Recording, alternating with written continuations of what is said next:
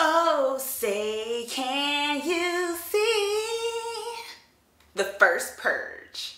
We're talking about that next on the Bloody Breakdown. Let's get creepy. I also apologize for my singing.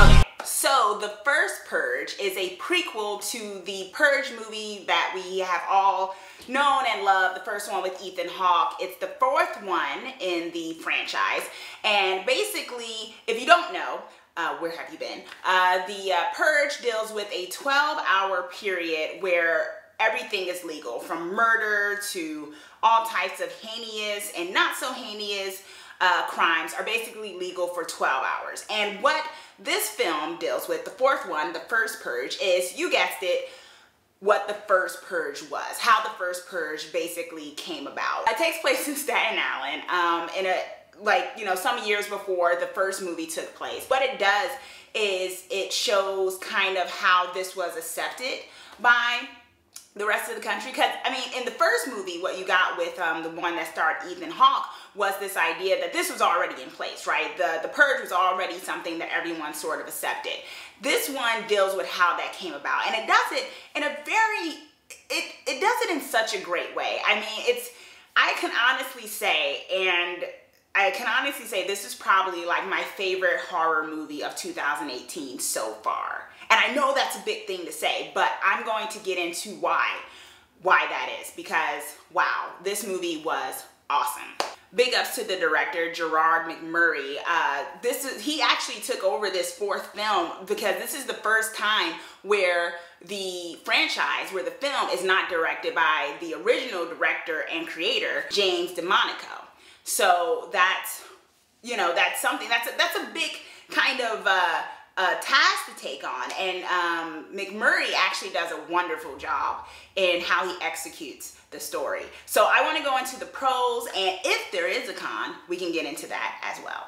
A really good pro of this movie was the directing. Like I said, McMurray does a wonderful job. I mean, it's one of those things where, you know, it's a different director than the first three films. So if you're familiar with the franchise, you may think, okay, this is just going to be really different. I don't know how much I'm going to like it if I'm already a fan of the franchise and kind of like the way the kind of atmosphere that's already been established, the world. And he does such a fine job of, McMurray does a fine job, and it's not jarring. He puts his own spin on it.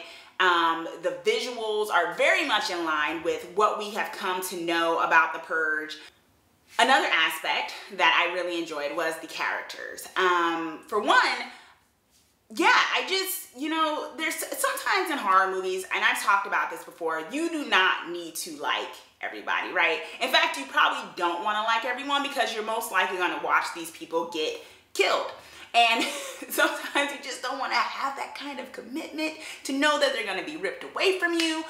But I think in this aspect, the characters needed to be liked to a certain degree, or at least relatable. And there were aspects that were very relatable. What this movie did, it created a story there. It gave a human element with like the main girl who's like this activist, and she's trying to bring betterment to her community, trying to get them to not feed into the Purge. Because one of the things they're doing in the film is that the government is offering these poor people, these working class people, like $5,000 basically to stay on the island during the Purge. And these characters kind of help give, you know, kind of a structure to the debate of what the Purge would mean to the people, what the Purge could do to the people, whether it's good or bad. And it creates this way where they kind of have this conversation on screen for you as the viewer, so you can, the kind of things that would go through your own mind, but not in a way where it seems like, I guess, forced. And they all weren't completely cookie cutter. I mean, yes, there were people that you knew you didn't need to be identifying with. You wanted them to die. And then there were people where you genuinely were like, I hope I'm like invested in your story and I want you to somehow triumph. I thought that actually heightened the scare factor, because you actually cared about some of these characters. So you wanted them to survive. You were invested in their story, which made you, you know, your heart beat faster when you thought maybe somebody was going to get killed. And I thought that was a very smart and essential thing for this kind of film. And it did such a great job with it. Another plus was the acting. All these actors in this film, you know, did such a wonderful job. And there's some old school actors that many of us will recognize the faces of, and there's some new and up and coming actors, and it just came together in such a quality way where a lot of people had great chemistry and it worked. I wasn't just thinking, how do these people know each other? Oh my God, why are they in this scene? This is kind of, can they end this? No, I didn't feel that way. I definitely felt, I was like, wow, this is quality, because you know, we all know sometimes horror scripts, like plenty of other scripts in the world, can be lacking. And if you don't have the right kind of actors, they can't sell that worth anything. You're just waiting for someone to get killed. You're waiting for the monster because, Lord help us, we do not care about the dialogue. The other pro, I think this is kind of obvious if you've seen the trailers and stuff, is the diversity. And not for the sake of just, let's put black people in a film and watch them die. You have this plot line which allowed these characters of color to have agency, to be a part of the plot line, to have agency, to be a part of this horror film, but also have, you know, empowerment where they just weren't tokens to be picked off, which, you know, I think in this day and age, let's just talk real talk for a second. We have seen a lot of situations where people of color, particularly black people, have been gunned down and things of that nature by the law and things of that nature. And that can be traumatizing. And I was a little worried that I was gonna sit in this theater and just watch a lot of people who are brown like me get picked off one by one, and then kind of being like, I don't know, that's what I want. But it was done in such a way where, like I said, that human element, that script, that plot line really drove home what those things meant. So it wasn't senseless in a way. Like, things made sense, deaths made sense, triumphs made sense, losses made sense.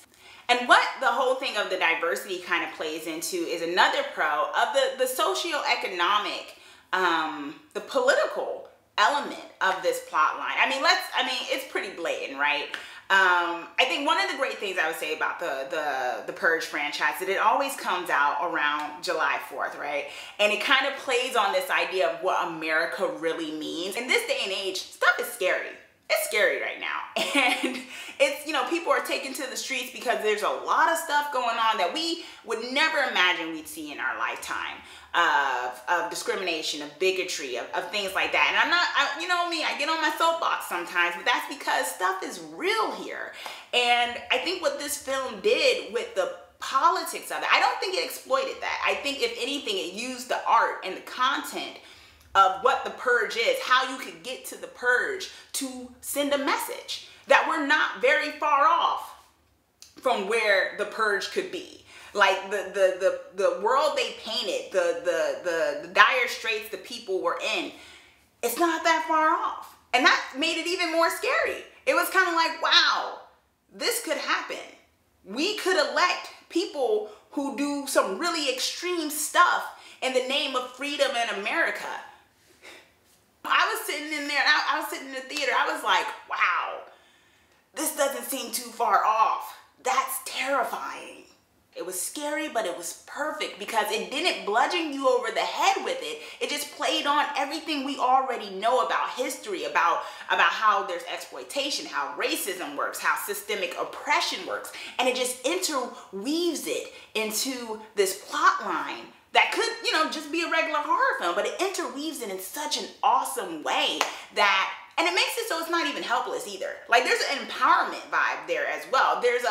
Like I was talking about the agency of the characters, everything's not helpless. It's not a hopeless movie. Like, they did a very good job of not making this a helpless, the world is screwed kind of movie. And, you know, horror movies and political movies can kind of fall into that sometimes. And that can be like, okay, great, so should we all just give up? No, like, this movie did it in such a way where it plays on those realities, those terrors of what could be and what is, and in such a way where it allowed the characters, certain characters, to be empowered, certain characters to take agency in their story to try to change it.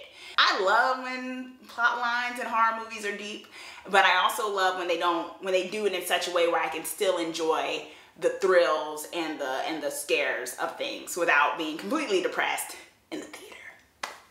Was it scary? Yes, it was scary. Like I said before, with the politics of it, that was terrifying in the sense of, wow, this could happen.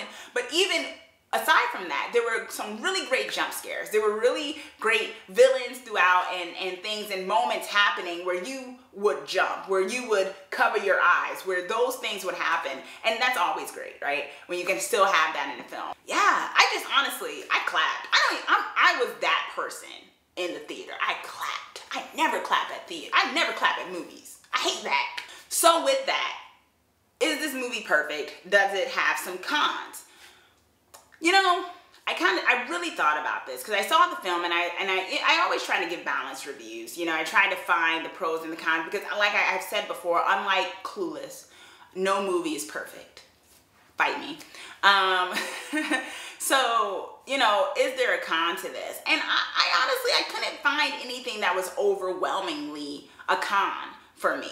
I thought a lot of the elements worked. All the things that were important that needed to work, worked. And I feel kind of wrong trying to find something wrong with the film that was like, I feel like as a reviewer, as someone who loves, you know, good stories, if nothing, you know, jumps out at me, it feels kind of contrived for me to try to find something just to say negative about the film. And I don't want to do that. I actually just think as someone recommending a movie or not recommending a movie, that in this case, everything that needed to work for this film worked for this film. Is this movie Stab approved? I think you already guessed. Yes, this movie is Stab approved. Stab this movie a lot. Tell other people to stab this movie. Go and stab this movie. Honestly, the only con of this whole experience that I could even name, if I was to name a con, is that people will sleep on this movie. That people will, because this is the fourth in the series, in the franchise, that people will not believe that it could be as dynamic as it was. And I would hope that people give this a chance and not thinking, oh, this is another sequel, but really take this film as a film unto itself and also a great addition to an already, you know, resonating franchise that is the Purge series. Thumbs up. So, did you watch the first Purge? And what did you think of what I said and the franchise in general? Make sure to comment down below and let me know your thoughts. And also be sure to subscribe so that you are the first to know when I post my horror movie reviews or horror trailer reactions here on The Bloody Breakdown. Thanks for watching. Let's get creepy together.